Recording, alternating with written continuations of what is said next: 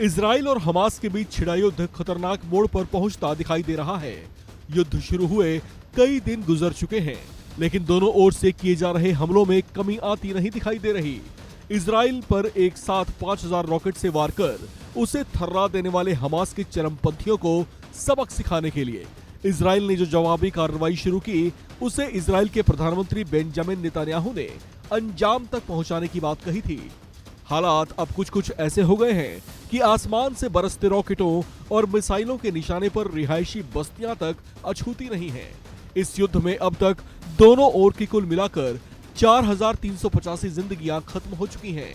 Gaza पट्टी में Israel की वायुसेना के बम वर्षक विमान एक और जहां आकाश से मौत बरसा रहे हैं, वहीं जमीन पर इनकी थल सेना बख्तरबंद टैंकों और अत्याधुनिक वेपन से कोहराम मचाए हुए है। हमास के चरमपंथियों से जमकर लोहा लिया जा रहा है, लेकिन इसमें लाखों मासूम सिविलियंस हताहत हो गए हैं।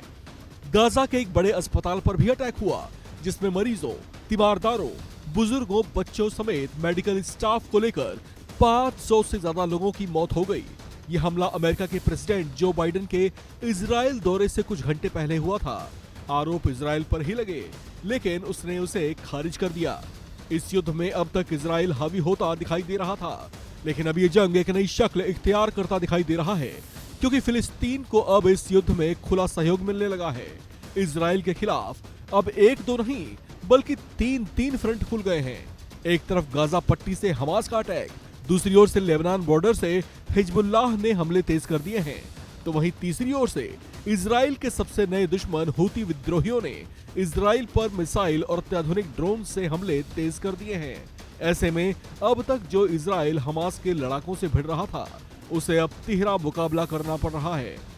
इस बात से फिलिस्तीन के हौसले अब बुलंद हो गए हैं। हमास के लड़ाकों को एक नई ऊर्जा मिलती दिख रही है, जबकि दुनिया भर के मुस्लिम देश एक साथ इजराइल के खिलाफ उठ खड़े हुए हैं। हालांकि इजराइल इन सब के बावजूद यही जता रहा है कि उसे इन सब से कोई फर्क नहीं पड़ता। उल्टा उसने गाजा पट्टी में हमले और तेज कर दिए हैं। इन कुछ दिनों के युद्ध में ही पूरे गाजा शहर की शक्ल ही बदल गई है। हर तरफ खंडित इमारतों का कब्रिस्तान सा दिखाई दे रहा है। पूरा का पूरा शहर नेस्ते नाबूद हो चुका है। यहाँ रह रहे लोग किसी तरह से यहाँ से बच निकलना चाहते हैं, लेकिन हर तरफ से बरसती मौत से उनकी जिंदगियों पर बनाई है। इस खबर में फिलहाल इतना ही। बाकी अपडेट्स के लिए आप बने रहिए वन इंडिया हिंदी के साथ।